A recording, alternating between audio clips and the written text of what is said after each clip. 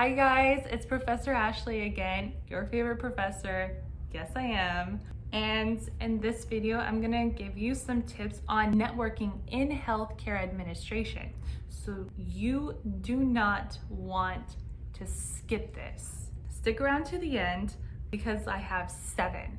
Number 1, attend networking events, both online and virtual. In-person events, networking events would be conferences and events like that you would normally go to pre-pandemic, and it was never a big deal, and that was more mainstream. And you would meet people in person, you would see the keynote speaker, and it would be a whole thing. Well, now post-pandemic or during pandemic, virtual events are the thing now. Virtual events will continue to become more and more innovative and more interactive. So we are sort of in the beginning stages of how virtual events are, and usually it's like a webinar or it's like a Zoom meeting, but they will progress and they will get so much more interactive.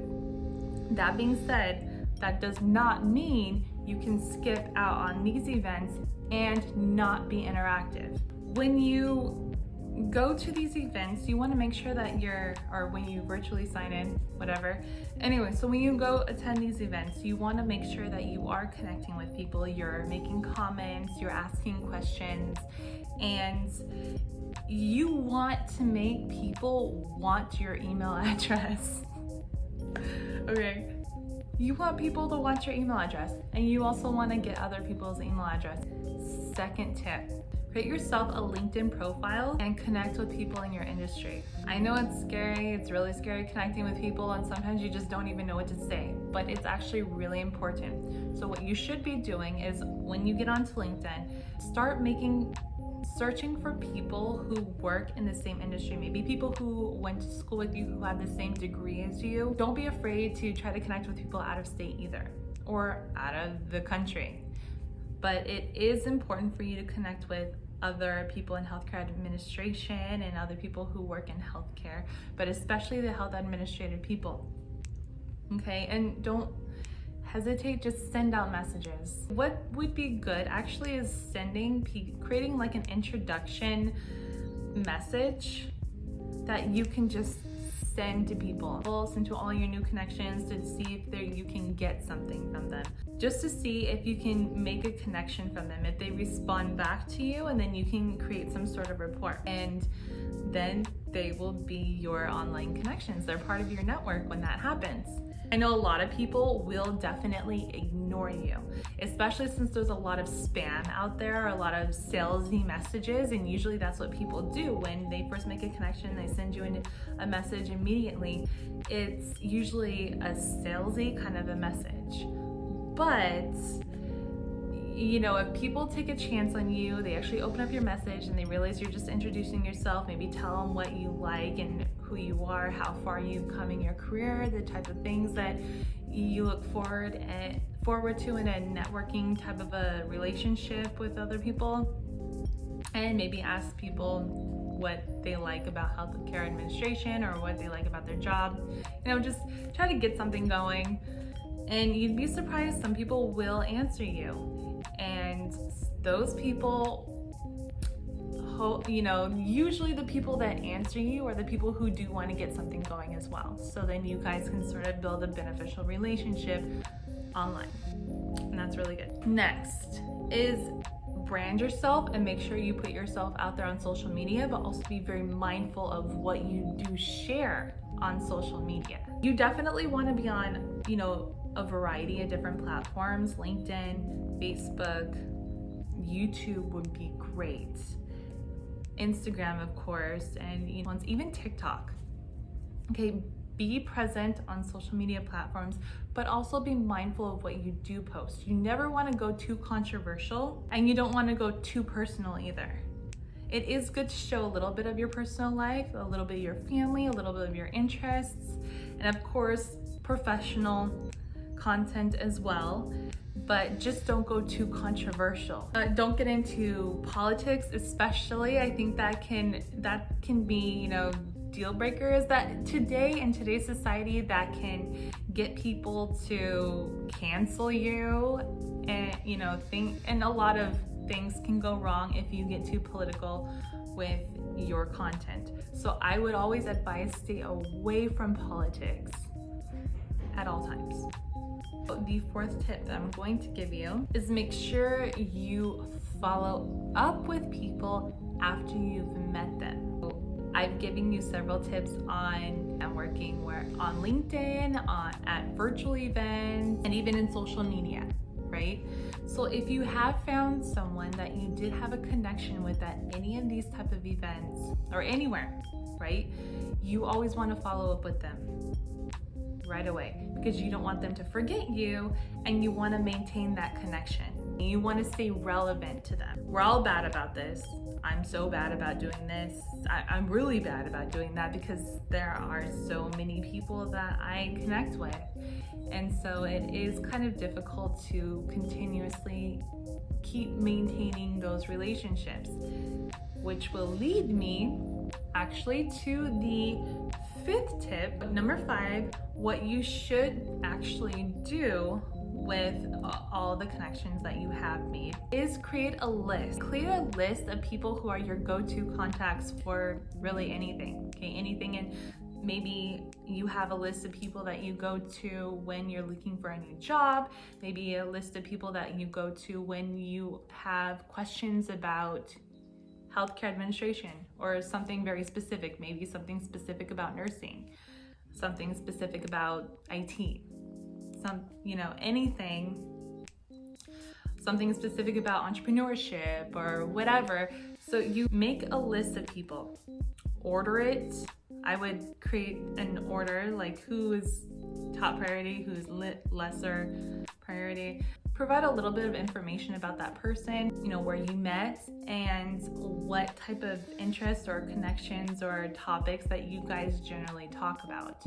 Like what type of information or value can you get from them and what do you provide them? So jot some ideas or a few things next to their name about what they do and about what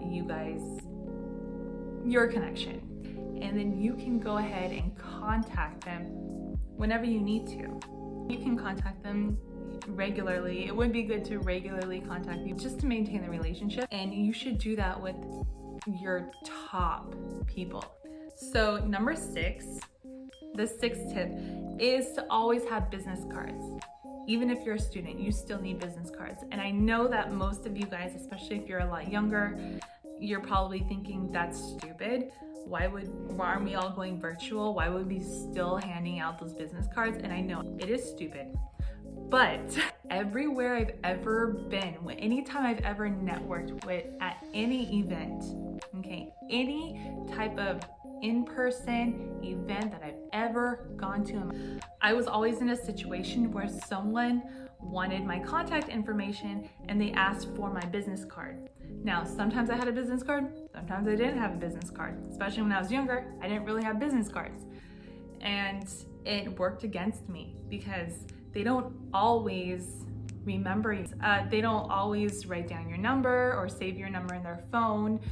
And it would help if they probably would, if there was maybe a digital business card system that everyone accepted and used, and kind of like social media, especially if it were LinkedIn, but for some reason we're not all moving to LinkedIn and we're not using LinkedIn in that way, I guess. So business cards are still relevant and people still ask you for the business card when they want to make a connection with you, and that's why it's still important to still have business cards, okay? And I know it might be a pain, but they're not too expensive. Just design one on Canva or whatever and get a stack and keep a stack with you at all times, and that way you always have one if you need one. Yeah, probably soon that a whole business card thing might die off and it won't be a thing anymore, but it's still a thing right now, and so you should still be prepared. My last final tip for networking. If you don't have a job already in the field that you're in, or that you're trying to be in, to work in, then you need to either get an internship, get a volunteering situation going, or you need to start shadowing. And the reason for that is, maybe you can't find a paying job at the moment because you don't have experience. I get that. That happens. I was there.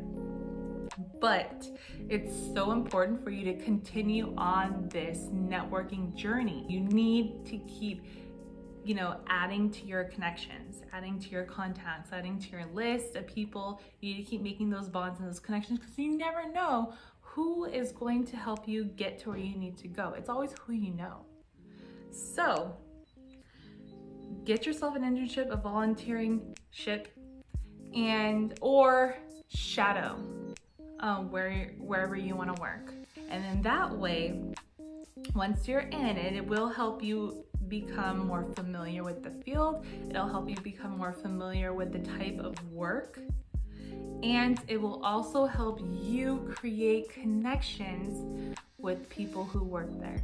And if you are able to create those connections, create those bonds with those people that you're working with, they may become valuable to you someday. Or here's an idea where it might become valuable. Maybe there's a job opening in that organization and it's perfect for you. And all you need is for someone to just give you a chance, and you just applied and you want to make sure that you get the interview at least.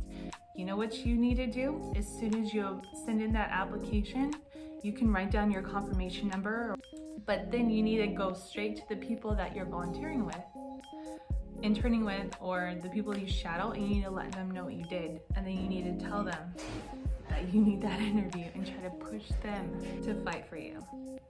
And then, you never know, that might be how you get that job that you want. I hope that this video provided some value for you. If you like this content, if you want me to do more, I would really appreciate it if you help support me and support this channel by clicking the subscribe button and also liking this video. Or you can dislike it. Either way, I need to know, do you like this video? And also, if you have any more additional tips for people, you can leave it in the comment section, and that would be really great. Bye. That song's getting intense. Goodness. I already have pants. Like extra pants? You want to double up on pants? Hello, class. This cools down. I don't know if it's gonna be over. Who knows? I don't know. Anyway, anyways.